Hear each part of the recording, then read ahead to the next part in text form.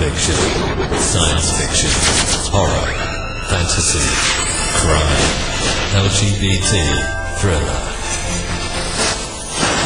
You have now entered the House of Mystery with your hosts, Eric Shapiro, David North Martino, John Copenhaver, and Al Warren. Heard on KCPL 106.5 FM Los Angeles, 102.3 FM Riverside, and 105.0 AM Palm Springs. Welcome back into the House of Mystery. I'm Al Warren. Mr. Joe Goldberg is in the house today. I'm in the house and happy. Scratched off $100 a few seconds ago. So I'll take you out for dinner. Oh, there we go. Yeah, when we're in Seattle, you're going to have to. I'll do that. Left Coast Goldberg pays. Yeah, but McDonald's doesn't count, just so you know. Oh, man. So keep that away. No more Burger King, none of that stuff, you know. Oh, Killjoy. Yeah, that's, you know, we only do the best here. And we've got one of the best with us today. Absolutely. Yeah, and he's got a new book, a legal thriller, and it's called Suspicious Activity. So we're thrilled to have him. And we've got Mike Papantonio. Thank you for being here. Well, thanks for the invitation, Alan. I appreciate it. Mike. So listen, just so people know, you are a lawyer and you've got a legal firm. And the reason I mention that is because that obviously has a big influence on your writing. Yeah, every book, this is, I think, the sixth book that's been written. They've all been based on cases. Fortunately, the cases that we handle are, you know, they're everything from the tobacco litigation to the opioid litigation to human trafficking to PFAS, 80 of the biggest pharmaceutical cases that have ever been tried in the country. Those originated with us. So it gives me a lot of material to write with, needless to say.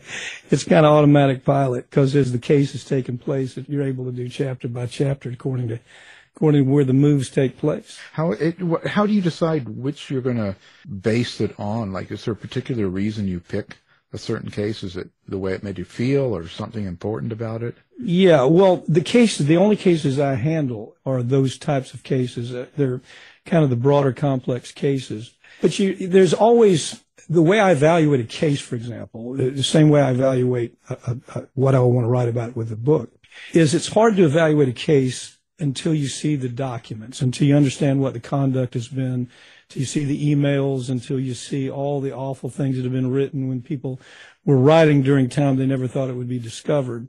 And so once I dig into that, it tells a great story. I mean, the opioid case, for example, or the Inhuman Trafficking was the last book I came out with, and that was a book based on the whole trafficking scenario. Who's in charge? We found out Wall Street was involved in a lot of it. And so that kind of screamed out for this is a good basis for a case. This is a good basis not only for a case, but for a book. And so you just write around that. The case book I'm working on right now is on a litigation dealing with the big insulin fraud. And so, but every time I write, I look at what are the facts? How bad was the conduct? How bad were these players? And if this were a nonfiction, would it still have appeal? And so I find fiction is an easier way to get people to pay attention. It's an amazing thing, but somebody will take a book like hopefully Suspicious Activity, sit on a beach and read about it and understand what suspicious activity in the banking business means and understand the connection between terrorism and banks washing money for terrorism or drug cartels. It's not something you see in everyday media. And I've been in the media business a lot of years, Alan, and most stories stay alive. If they stay alive 48 hours, that's amazing. But when you put it to a fiction book, they come away and hopefully you've told a good story. And in that story, they've learned, gee, I never knew that HSBC made $100 billion washing money for drug cartels and terrorists. And I never knew that the way they were punished was to make them pay a $1 billion fine when people should have gone to prison. They don't know those stories. And corporate media is very, very poor as far as telling those stories. And so if it doesn't come out in a documentary, a movie, or a book, it's tough to perpetuate that story beyond 48-hour span, you know. Well, you have a established lawyer character, Deke. Yeah, Nick Deketomis. Yeah, I can't do his last name. If I tried that, I'd butcher it up like Papantonio. Yeah. But you're looking for stories. You're in trials. You have these events, and stories come to you. Are you thinking then, how do I put Deke inside that story, or is the story happen then you say, I have my character. How do I put that story to build my character out? If Deke doesn't fit in, I don't write the story. If it's not something that it's credible and believable that this is something Deke would do, then I don't put him in. I don't put the team in. It's a pretty close-knit team of legal operators of all types. Everybody from Michael Carey, who was a ex-pararescue man, special ops guy that became an attorney for the firm, or Carol Morris, who was an extraordinary investigator, or the paralegal team. They all fit. If they fit the story, then I'm comfortable writing. I'm comfortable putting Deke in that setting. I'd never put Deke in a case with transactional law or divorce law, or maybe even criminal law. I don't know that I'd put him in the middle of a criminal case because he doesn't fit quite nicely there. You know what I mean? But in the stories that he fits, like this one, he was a perfect fit. And so it just made sense to write it. So the lawyers and the characters inside your book are people or characterizations of people that you know have come across within your career?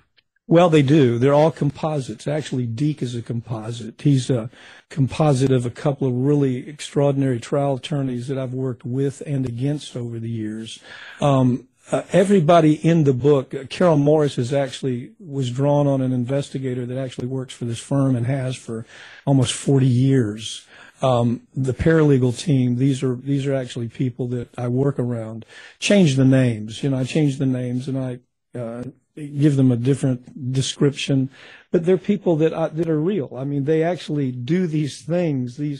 For example, the story in Suspicious Activity, it's a true story. I mean, we really do represent these folks that have been killed and they've lost limbs, arms, legs, and they've lost their mothers and their brothers and sisters because of the conduct of European and American banks washing money for terrorism. So those are tangible things, and it's easy to write around those tangible ideas. I can come out of court and I can have a hearing and I'll say, that judge really nailed it, and let me talk about it. Let me give the public look at what it looks like behind those curtains, because you don't really see those curtains on run-of-the-mill television. I'm a big, huge Billy Bob Thornton fan, and I like Goliath, for example, but there's no way a lawyer could look at Goliath and say, yeah, that was accurate. Right. So I tried to bring a little more realism to it, and it is realism. There's nothing in there where you would say, well, that just never would happen. If I finish a chapter and I think it's not credible, I'll rewrite. Well, that leads me to sort of a two-part question. Is what is it about the legal genre in books that keeps people coming back? I mean, there's so much law out there, and we've been reading these for, Perry Mason, the old real Perry Mason, and beyond. So what is it about the legal thing, that genre, that people want to come back to? I've thought about that a lot. I think there's two things. Part of it, there's that voyeur aspect. Why is it they like medicine? Why do they want to see the doctors? Why do they want to see the stories about medicine? But the other thing they're looking for is some element of justice. They're looking at some equilibrium. If we believe the world's always trying to find equilibrium, there's that going on with them. They're thinking, God, why can't I see justice? So you take them through a story that's set up. It's these stories being true. It makes it even more compelling, because the endings are, they don't necessarily end with the kind of tragedies or the excitement that I end my books with, but they end in a way that the American consumer walks away and says, God, at last we dealt with the politics, and we dealt with the regulators, and we dealt with the money in politics and the lobbyists, and we dealt with all these damn problems that we're confronted with, that there's no justice in this world. And I think people read these because in a legal thriller, you're able to take them through that, and you're able to say there is justice. And let me tell you a story. Let me tell you the story about justice. And it gives them a sense of a little bit of sense of victory, the sense that even if they're reading a book, they know it can be done. We're living in a world that is it's so out of balance where it comes to the American consumer or the average person having any chance to stand up to power. And these books allow them to do that because as you take them page through page, you're taking them through, first of all, the turmoil, the threat. You're taking them through the danger of what they're confronted with. And then they're fighting back. There's chapters where, my God, the good guy's kicking somebody's butt. And I like that. And then you're taking them through the doubt where, okay, they kicked a butt in this chapter, but things went wrong here. It's life that they're living through the book. And the resolution is to always leave them on a high note to where, good God, life is hard enough without reading a book and you go, what the hell just happened? I don't like this ending. You take them through, there's a resolution where things work out for the average person. Well, let's stay with that. You have the legal book, you have these events happening and people responding to them. Yeah, we know a lot of lawyers. Like we know Perry Mason, we know Atticus Finch, we know Matlock. Take your pick. And lawyers and books, the Grisham books, all that. How do you keep them fresh? What is there something about it's another lawyer? How do you keep it from being just another lawyer book? Right. I try to, first of all, they're lawyers that are damaged goods. As a matter of fact, Gina Romano is a character that I have show up in the book. She's an incredible trial lawyer, female trial lawyer who's just worked terribly hard to get where she is. And in there, she's really damaged goods. She comes from a childhood that's dysfunctional. You wouldn't want to marry the woman, maybe have a few drinks with her or something like that, but she's just an incredible advocate. She's who you want on your side. And so I think you have to be honest about that. There are lawyers out there that do really bad things. I have a show called America's Lawyer, and for years I've been talking about, why doesn't a lawyer use his or her license for something besides 1-800 car crash? They have the same license that everybody else has. Why don't they say, I can use this license to clean up an ecosystem? I can use it to get bad drugs off the market. But they don't. There's no hero that's not tarnished somewhat.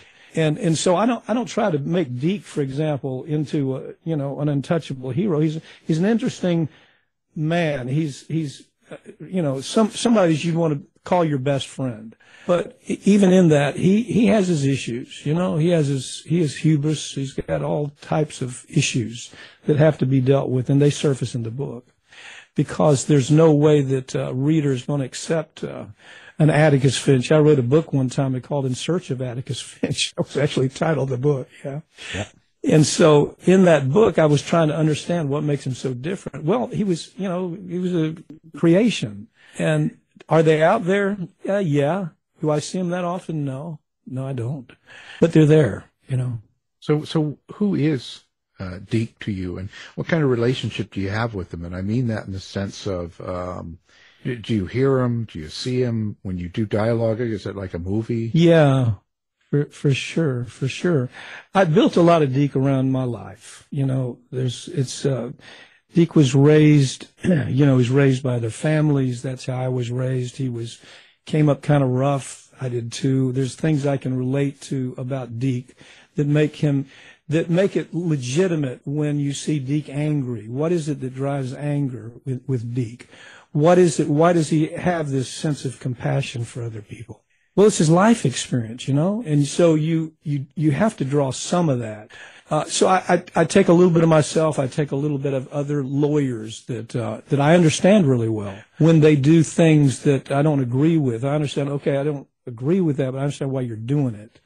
Or where they do really extraordinary things, and I look at them and I say, wow, that's what we all should be. So I do understand him really well. I understand when he's going to be, what setting he should be in, when he's going to react, how he should react, because I feel that everything I write. And so each one of these books, and this one as well, it seems like it's a major topic, a major event or thing that you want to see corrected, to have a better outcome. So when you live through the case, as well as write it in the book, how do you think that changes you at the end of each book? Well, it's always a reminder, and the reminder is this. The reminder is that, we can't, for example, when I finished writing in human trafficking, or when I finished the first part of the case, or opioid, let's take the opioid problem that we had, killing 150 people a day in America, and I was taking the depositions, the key depositions that were used in that case to bring settlement, to make them come to the table and settle. So as I was doing that, I was thinking that you know what, I'm not going to solve this forever. I remember sitting across one of the truly sociopaths that was making these decisions with one of the major companies, and I recognized that I'm really across the table from a sociopath. But I realized that all I can do is I can deal with this case while I'm alive and kicking. I can try to make it better while I'm alive and kicking. And I've been able to come to terms with I can't fix it forever. I can write about it and hopefully maybe get to where people remember it. But I can't fix it forever. I can just do what I can do as I'm passing through. And so writing these books allows me to do more than that. It allows me to reassert this happened. You should know about it and be aware of it. And your female character, how do you get into the head of a female character and a lawyer like that? What's your kind of influence or inspiration on writing that character? Well, I think if any female character that I have in the book, whether it's a paralegal, investigator, a lawyer, I've always had a theory. And the theory is you can't really do what we do without being able to call on genuine anger. Okay? In other words, there is when I use the term sociopath, you can't compromise with sociopaths. And I don't use that loosely. Honest to God, I do not. I mean, if you look at every case that I've ever handled, every book that I've ever written about the case that I handled. On the other side of it was somebody that on a DSM-5 you could check mark, check, they've got all these qualities. You can't deal with that person with a normal sense of the world. You have to be able to call on real, genuine outrage and anger. So in a female, I'm looking for that. I'm looking for a Carol Morris that, or a Gina Romano who can go from 0 to 100 because somebody has been mistreated or somebody's done something wrong. Those are the females that I have interest in. I'm not interested from a female character. I'm not interested in a compromiser. I'm not interested in let's sing Kumbaya.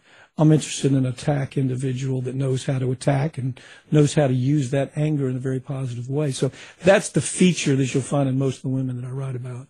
Now, what do you hope someone takes away from the book besides the action and entertainment part of it? Well, I hope a couple of things. I mean, several things. First of all, that the cavalry ain't coming. Okay.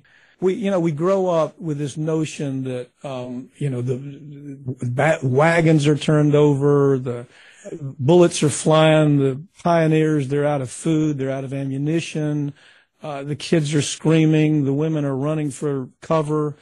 And then it looks like it's all over, and all of a sudden, over the hill comes the cavalry. Okay, that's what we've been taught. That's what we think. The cavalry is not coming. Cavalry's not coming. And so, what I want them to take away is the cavalry's not coming. That you have to do something about what's happening around you. You got to take the time, and you have to understand it first of all. You don't get it from headlines. You can't read the LA Times and walk away understanding what the backstory is, or you have to dig in to understand how did the opioid event take place? Why did we allow banks to wash money for terrorists? Why do we still allow it? How did that happen? How does the bank work through all that to where at the end of the day they've killed thousands and thousands of people? They've participated in that. As a matter of fact, in the HSBC case, they actually signed a document saying, yes, we did that. We know we did that. And there was nobody went to prison. Okay.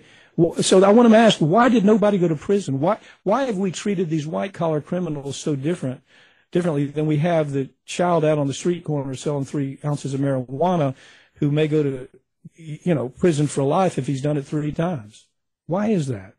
I want them thinking about that. And I put those like little, little moments in the book. I don't dwell on it. The books aren't preachy. I don't think you'll ever read a book and say, well, let me take it back. Law and Disorder was preachy. It was my first book, and I thought it was preachy. But then I understood that you don't really need to preach it. You simply tell the story in a way that's compelling, and you hope that they're going to grasp what you're saying. The Department of Justice was useless and is useless where it comes to dealing with white-collar crime, that we treat people differently.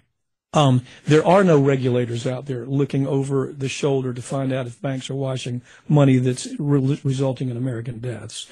There are no politicians that are taking this on as their prime concern because the money from the other side is too big. Those are things that we don't talk about. Corporate media doesn't deliver those kinds of ideas. It's headline stuff. It's all we see.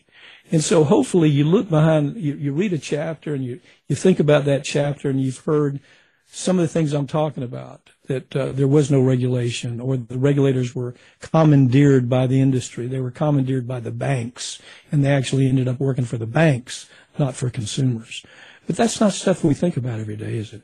Well, let's stick with that one. So you definitely have themes to your book beyond the case, beyond the fact that it's human trafficking or opioids or we should talk about the current book, IEDs and the like. So I see a theme. Are you trying to is there a sense of that you want to bring awareness in addition to maybe a little bit of a call to action inside that theme? I want to, but I don't want to preach. And that's a difficult thing sometimes because, when you have a lot of stuff that you know about, you're every day living the backstories, and you're saying, Jesus Christ, I want somebody to understand how bad it really is. That the court system is not always fair, or the court system, we have these misconceived notions about what makes a good judge or what political party is going to appoint the best judges, or all this stuff we think we know and we believe that are hugely tribal in nature. If you think about it, a lot of stuff's just tribal in nature. You're D or you're an R and you have these beliefs, and these books, I hope, work through that and just say, bullshit. Oh my. Whatever you're thinking, rethink it and make yourself aware of what's really going on around you, because it's dangerous not to. Well, then, does it, I don't want to say worry you, but does it make you cautious when you're kind of covering these major events going on in today's world? Because now it's so divisive and everyone's so nasty out there, right? There's a lot of conspiracies and a lot of name calling and stuff to you. And then you not only take the case on, but then you write a book about it. Well, yeah.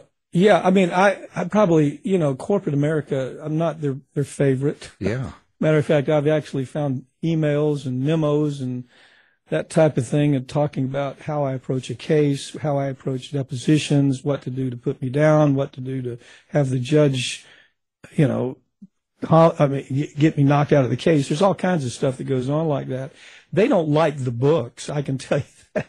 They don't like the books. Victory. And I mean, I'm talking about major corporations. I'm talking about DuPont, Pfizer, Merck, name it. I mean, Goldman's, just name it. And I've probably mixed it up with them. So there are only a handful of lawyers in the country that do what I do. And so I think it gives me an opportunity to write a book that would be very difficult for most lawyers to write. It really would be. And so, in there, it also gives me, as you point out, a little bit of a target on my back. The opioid case, they made every move they could to get me, kicked out of that case for attacking the Sackler family, And so that's part of their strategy. How do we get this guy out of the picture? And so they really do hate when I come out of that and I write a book about them. They know who it is. When I talk, the law firm in suspicious activity, I have, a different name for them, but everybody's going to know who that is, So, everybody in the legal business, at least. Well, that's my question.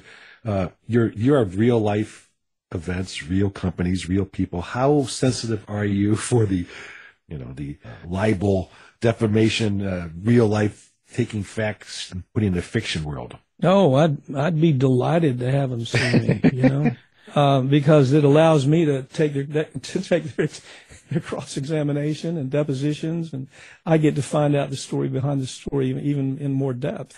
Yeah, I don't really worry about that. I'm extra careful on how I do that and write it, and there's nothing in there that's represented that is not true. You see, the bankers that read this, my God, they're going to be so pissed. But, they know it goes on. Suspicious activity reports, SARs, they understand what that's about. They understand how they game the system. And they understand how they're willing to put, in this particular, or drug cartels, they understand what they're doing to further the success of the drug cartels in the United States. They know exactly what they're doing. But it's an economic decision they make. And so, am I afraid to talk about it? Of course not. Not at all. And they would have better sense than to sue me. I mean, if they sue me, what ends up happening is it opens a case. It really opens the case. I mean, it really opens the case. And some of the material I couldn't even get to becomes available. I'd imagine, like you say, there's a lot of people in the country that don't necessarily feel there's very good justice, right? And you look at what's going on even with the last president and all the turmoil in that. There's a lot of people that don't believe justice will ever really, it never really takes place.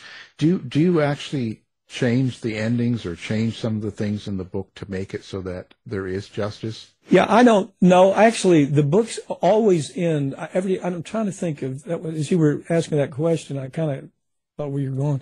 Yeah, I don't think I've ever written a book where I've had to take the result and make it better. For example, the opioid case, I was successful with that. Tobacco, there was success.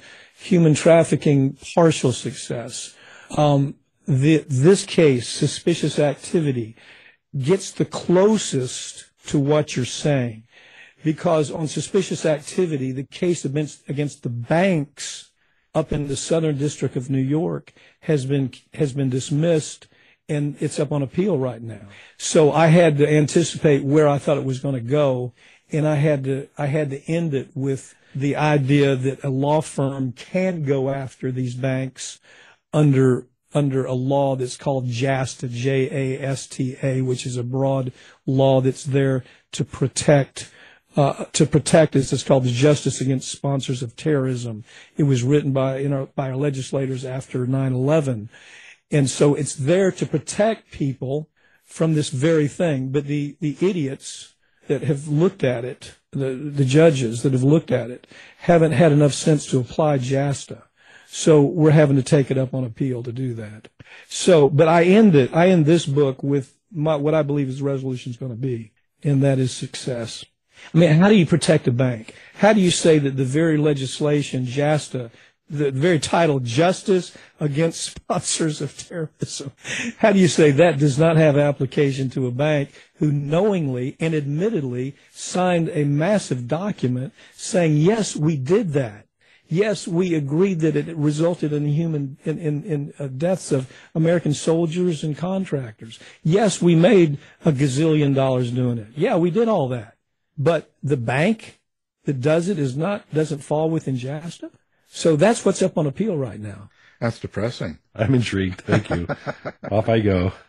Add it to the pile. And where do you draw the line with your let's say the victims or the people that you're writing about, the cases and stuff? How much of their truth or their feelings and stuff can you expose in a book that's still kind of fictional at the same time? Most of the people want their stories told, especially when it's somebody else's name. They'll know the story. Law and Addiction is a great example. Law and Addiction, those are real people. I mean, those are real people. The way the case came to me, the way it was developed, all of that really happened. But as you're reading it, you're not reading it. You're reading a story, and you're going, hell, I don't know whether this happened or not, but it's a good story. So the people that were involved along the line, they like to go back and read and say, hell, that's me. I'm Paul in this book. I did this. Or I'm Andy in this book. I did this. And so there's some victory to them even in that, even even the people who were terribly victimized, the human trafficking case, the inhuman trafficking, as I say, is my last book. And I think the people who read that, there was a lot of movement came out of that book, actually, a lot of movement. It was something that has motivated lawyers all over the country to get involved in human trafficking. They see that there's a way to do it. They see the money goes all the way to Wall Street. You're not just going after some thug who is trafficking 2 or 3 girls. You're talking about a design where, trafficking's taking place and Wall Street money's behind it. So they kind of get that, and they'll get this story too. They'll get suspicious activity. Matter of fact, in 3 weeks, I'll have a seminar that I put on in Las Vegas that I've done for 25 years, twice a year at either the Wynn Hotel or the Bellagio, and I'll have 2,000 lawyers there, and we'll be talking about this whole thing about money laundering. And I'll have Ruffalo. I'll have Mark Ruffalo there, and he'll be talking about some of these issues with me. And so it's the kind of thing to where in a series of events that take place out of these books, I'm able to actually make lawyers pay attention and say, I've got a license. I worked hard for the license. It's not an easy thing to have, but why in the hell am I using it on 1-800 workers' compensation when I can be solving the problems for thousands of people all over the country? That's something that lifts them up a little bit. And so I guess to some degree I write the book for that purpose too, to say, pay attention, man. You don't have to be just the average Joe out there running after auto cases. Do something meaningful with your practice, And so these books certainly have accomplished that. Absolutely, positively have accomplished that. Well, you ate into my next question, so I'll go with it anyway. Actually, my next 2 questions. But when Mike writes, who's over your shoulder? Is it the lawyer market for you? Is it the non-lawyer reader market? Who is your target market? Which is a bad question, but yeah. Yeah, wow. Great. No, it's a very good question because I think about it all the time. So let me answer it this way. If I were to spend too much time on technical jargon, when I find myself doing that, it's like a wake-up call for me. It's like something goes off in my head and say, who the hell are you writing for? You're writing this for lawyers. The person, they don't understand these machinations. They don't care about all this legal intricacy. They just want to know, did the ship come in? So you have to bring the ship in a way. And when I find myself in that corner, I'm saying, Pap, you're writing for lawyers now. That's for another day. Right now, write for people out there that might think that this is something that affects their lives. And so I'm always conscious of that. And I know what I'm doing it. It's just like a mad professor. I'll be up 3 o'clock in the morning turning out a chapter. I say, damn, that was good. I just nailed it. I go back and read it. And hell, you'd have to be a specialist in mass torts to understand it. So I scratch it and start again. The last couple of books, at least, you've had a co-author. Can you tell me how you've aligned that process, how it works for you? Yeah, I tried it with a co-author. Well, this book, this Chris Paulus really wasn't a co-author. He's really more of an advisor. He's the lawyer in my firm that's handling the case. And I had such admiration for him. He was a technical advisor. He wasn't a writer. But I put him on the cover because I thought he deserved that. He spent hours saying, schooling me up and correcting things that were wrong. With Alan on, I think it was Inhuman Trafficking, I met Alan and we just got along so well, and he's so much of a better writer than me. He truly is a professional.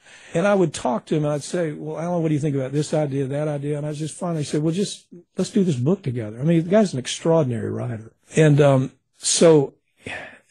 that's the extent of it.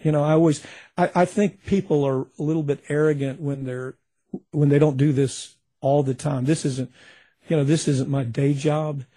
And it's like, because it's not, I've got to have people that can tell me, Pap, you've got all of this organized wrong. This chapter that you wrote is in the wrong place. This this idea that you have is just not coming through. And as I constantly am relying on that. You know, you have a lot of writers, as you know, moving to team writing right now, and I'm interested in watching that. I mean, there's some really good writers that say, let me tell a good story, but let me do it with a team. Let me have, like, for example, I don't have researchers. I have researchers in-house that work in the law firm, and they'll do most of the research for me. But I don't have professional writing researchers. I'm not to that point. I hope someday I am, to where I have something that's a better organization, a true writing organization that tells stories that are powerful. And I hope to be there sometime. I'm not there yet. Now, setting and stuff, is setting important to you? Location? You know, I probably don't spend enough time with it. When my wife reads something, she'll say, Mike, you know, you need to talk about what they're wearing and what they look like and what, you know, what's the venue. You know, the whole idea of, you've heard forever, show me, don't tell me. I really believe that. I live by that. And so what I'll do, and I hope this isn't too weird, maybe, because I don't, you know. You're talking to Alan, so forget it. You know, don't worry about it. There's nothing to it. So what I'll do is I'll sit in a room, say a bar, okay, and I'll, you know, chandeliers here and, you know, beautiful statues over to my left and plants growing somewhere and beautiful wallpaper, whatever it is. And I'll write describing the room, okay? My first thought of it, if this is such an important scene, is to just write something and just describe the room, and then try to figure out how the characters describe that room through their dialogue. I don't know if that's how other people do it. That's what I do, because, again, I'm just not, you know, I'm reading Mark Cameron right now, and I'm thinking, my God, what a great writer. Yeah, Mark. This guy is so damn good. And I go, well, I'm not there yet. I think I'm writing well enough to people would want to read the books. I think they're good books, don't get me wrong, but I'm not at the point where I could do that as easily as he does it. So what I would do is start off, and I would do a predicate to say, let me describe the room first. What's interesting about this room? And now let me figure out how the character is telling me about that chandelier or the wallpaper. How am I moving into show me, don't tell me, you see? And I think the more you do it, a Cameron kind of guy just does it, you know, just boom. And I do that somewhat, probably half the time, maybe 3/4 of the time I'm able to do that. But the setting is important to the sense that it's going to drive the dialogue in a lot of ways, you know. And what about the violence, sex, graphics, and stuff like that? It's a thriller. Yeah. If you read through it, oh no. Matter of fact, that's the last book that I'm just now finishing. I've been in an argument with my, you know, with a couple of people about the violence in it. It's probably the most violent ending I've ever put in a book, but it was necessary. It's the kind of thing when you read it, you go, you know, people reading it will hate the people so badly that I'm having to beat around and do awful things to. They'll hate those people so bad that it'll be a victory for them. But gratuitous violence, I don't use. Gratuitous cussing, I don't use in the book. I don't throw F-bombs around unless it's going to really make a difference. I never use GD in a book. It's just, you know, what you want. It's just how you're raised. It's just how I'm raised, man. And so I feel there's certain things I won't do, but violence, I think violence, you have to have violence sometimes as a vehicle to make the reader feel victory. Isn't that awful? But it's the truth. You know, the bad guys they really got it in this one. So, yeah, I do put that. You'll find that all through books. Well, that's good. I mean, that's important, you know, and it keeps it moving as well, right? And you feel justice and stuff. So now you're working on something else already. So you're right in. Yeah, well, as a matter of fact, I'm almost finished with it. It's another case we're handling. We're handling the case against the insulin industry, pharmaceutical industry that's price gouging insulin, and people are dying because they're having to take half what they should be taking so they can save money. It's just the most corrupt industry ever, where we've got a pharmaceutical industry that's, 4,000% markup is not uncommon. And you just go, at what point do you just say it's got to stop? And insulin tells the story really well. And so I'm using that as the centerpiece for what I think is a very, very good book. And a matter of fact, I'm just finishing it up right now. That's great. Sounds great. Okay, listen, do you do social media, website? Where do people find Mike? Yeah, I do. Mike Papantonio is not something that is a really go-to. Actually, Ring of Fire is something I started. Bobby Kennedy and I started Ring of Fire, 35 years ago. And that's where I'm usually found, on Ring of Fire. And it's got more than 1 million, I think it's 1,100,000 followers and subscribers. And so Ring of Fire is that site, and that's where I'm usually found. But this book is available most places. I mean, it's going to be obviously Amazon and, all the regular places I think you'd buy a book. Of course. Well, and of course, we're going to have it up on our website as well. Well, thank you. I really do appreciate it. Of course. And the book we're talking about is Suspicious Activity. It's a legal thriller. And our guest, and with us, is the writer of that book. We've got Mike Papantonio. Thank you for being here. Well, thank you, guys. I appreciate you inviting me. I hope I haven't said anything too out of line with what writers should say, but I just think that the questions you've asked me have forced me to say what's on my mind. So. You've been listening to the House of Mystery radio show. To find out more about our guests, hosts, or shows, go to www.houseofmystery.com. Show's over for now. Was it as good for you as it was for me? Well, good night. This has been a production of Something Weird Media. I'll be back.